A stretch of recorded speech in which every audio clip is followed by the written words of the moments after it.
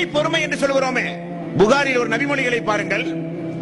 உங்களுக்கு ஒரு கஷ்டம் ஏற்படும் பொழுது, ஒரு துன்பம் ஏற்படும் பொழுது, வீட்டில் ஒரு மரணம் ஏற்படும் பொழுது எப்ப பொறுமையா இருக்கணும்? எல்லாம் ஒப்பாரி வச்சு அழுது, அல்லாஹ்வை ஏச வேண்டியதெல்லாம் ஏசி, ஒரு 10-15 நாள் பொறுத்து சரி நடந்தெல்லாம் நடந்துச்சுங்க என்று பொறுமையாக இருப்பதல்ல பொறுமை. ரசூலுல்லாஹி ஸல்லல்லாஹு அலைஹி வஸல்லம் வாசகத்தை பாருங்கள். துன்பம் ஏற்படுகிற ஆரம்ப நேரத்தில் நீங்கள் காட்பதுதான் பொறுமை. வாசகம் அதுதான். கஷ்டம் ஏற்படும் பொழுது, துன்பம் ஏற்படும் பொழுது, அந்த ஆரம்ப நேரம் எடுத்த உடனே உங்களுடைய வாழ்வு பொறுமையாகவே இருக்க வேண்டும்.